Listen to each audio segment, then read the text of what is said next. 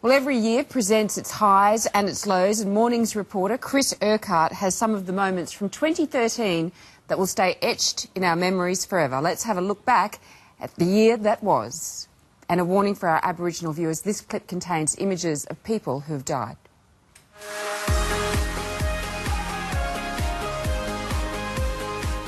"2013 was a year of new beginnings. A new Prime Minister, new Pope and a brand new Prince.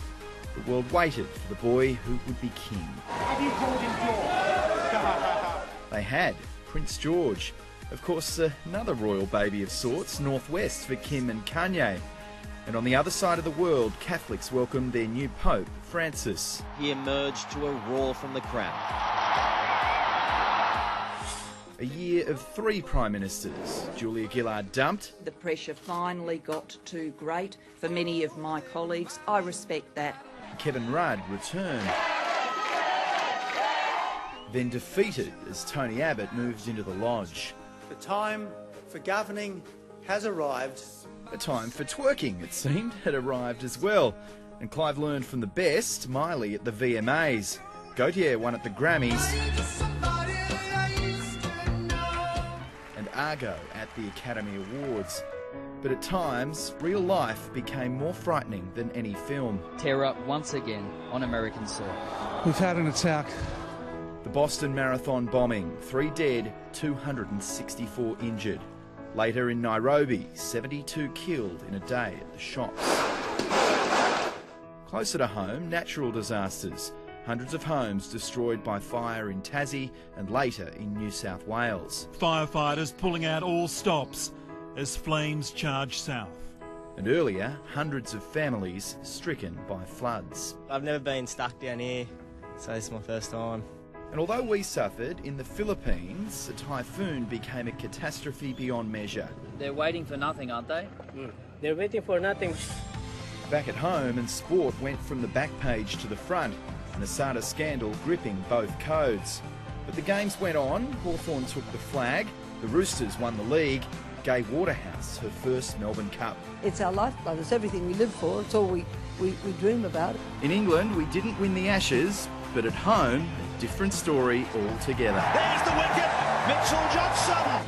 Oscar Pistorius went from sportsman to murder suspect. When the murder charge was read out, he burst into tears. Lance Armstrong admitted what many had suspected. Did you ever take banned substances to enhance your cycling performance? Yes. Justice too at home. Jill Maher's killer, Adrian Ernest Bailey, sentenced to life in jail. Christy Abrahams, Kaisha's killer, jailed for 16 years. And Simon Gattani guilty of murdering his lover, Lisa Harnham.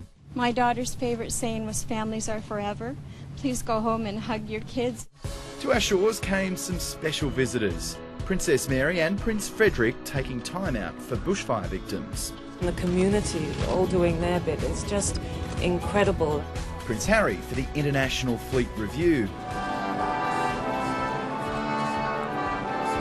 Brad Pitt at his film premiere, then Angelina Jolie making a film of her own. Beyonce, a concert tour. How y'all feeling tonight? And this photo shoot at a Melbourne cottage. Justin Bieber left his mark. The Canadian pop star was snapped in the act on a Gold Coast hotel.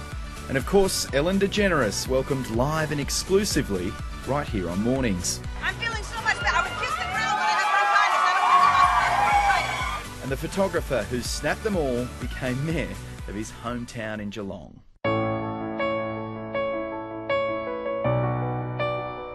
It was a year we lost many who've written our history. Dr. Yunupingu, musician and activist. Margaret Thatcher, the Iron Lady. Where there is discord, may we bring harmony. Corporal Cameron Baird, our 40th soldier killed in Afghanistan. Chrissy Amphlett, artist and performer. Joyce Jacobs, you know her as Esme Watson. Mark Chopper Reed, self-confessed killer. But these characters can be knocked off every day of the week. We lost Glee star Corey Monteith, Paul Walker from The Fast and the Furious, and Lou Reed, singer and songwriter. And of course, our great friend. When the lethargy gets very bad, push through it. Get up. Go to work. Peter Harvey, television icon and mate, a very personal loss here at 9. He was 68. Peter Harvey, Canberra. And after a long illness, one of modern history's giants. I must confess I'm unable to describe my emotions. Nelson Mandela, Madiba, his life's work complete, aged 95. Our nation has lost its greatest son.